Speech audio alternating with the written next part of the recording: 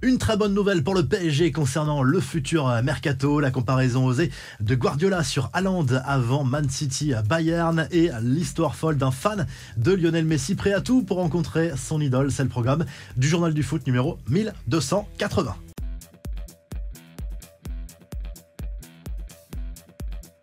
C'est le retour de la Ligue des Champions cette semaine, affiche XXL entre Manchester City et le Bayern Munich ce mardi soir 21h à l'Etihad Stadium dans le nord de l'Angleterre. N'hésitez pas à mettre vos pronostics en commentaire. C'est un quart de finale aller de la plus prestigieuse des compétitions européennes. L'un des hommes à surveiller pour le club allemand, ce sera bien sûr Erling Haaland. D'ailleurs, en conférence de presse, Pep Guardiola s'est montré très élogieux envers l'international norvégien qu'il n'a pas hésité à comparer avec Lionel Messi et Cristiano Ronaldo. Pour l'Espagnol, Haaland est de cette trempe-là. N'hésitez pas à commenter également ces déclarations. Et l'autre quart de finale aller de cette Ligue des Champions programmée ce mardi soir, c'est le duel entre le Benfica Lisbonne et l'Inter Milan. Coup d'envoi là aussi à 21h. Les infos et rumeurs du mercato. Bonne nouvelle pour le PSG concernant le futur mercato. La direction va pouvoir sortir le chéquier cet été.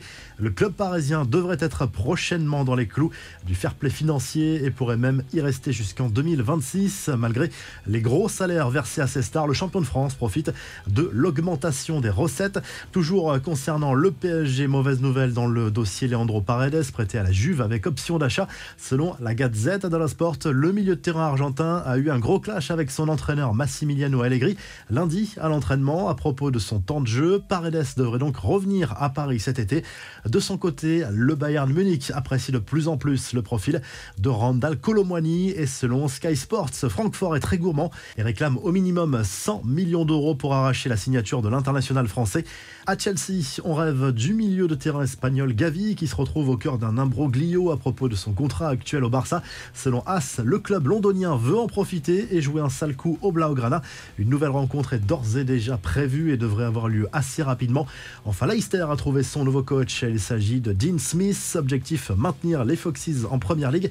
L'ancien entraîneur de Brentford, Aston Villa et Norwich remplace Brendan Rodgers, viré début avril.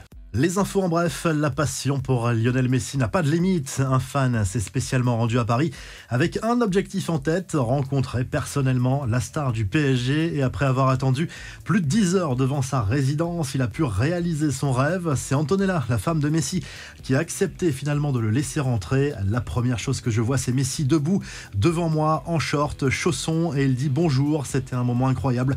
Je lui ai dit combien je l'aimais. Nous avons pris des photos, a raconté ce fan à un média argentin.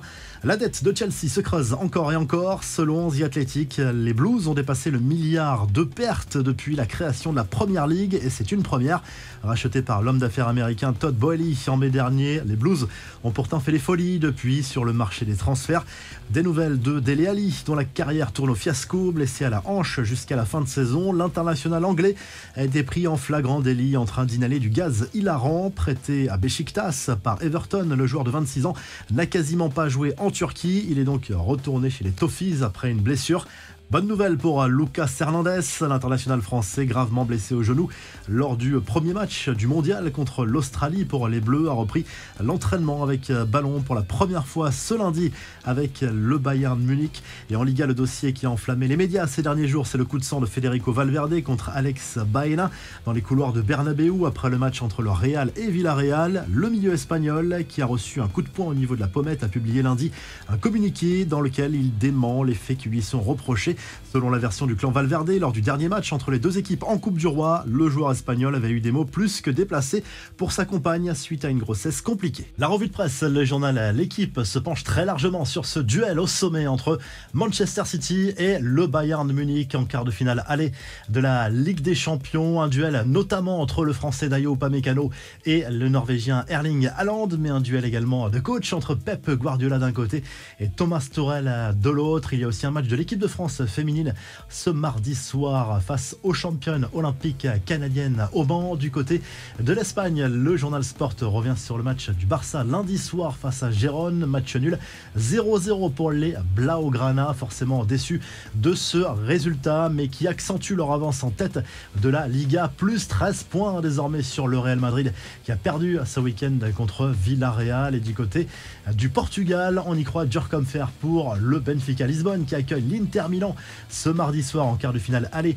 de cette Ligue des Champions. Pour le football français, il vaut mieux supporter le club italien pour une question d'indice UEFA déterminant pour l'attribution des futures places européennes. Si le journal du foot vous a plu, n'hésitez pas à liker, à vous abonner. On se retrouve très vite pour un nouveau journal du foot.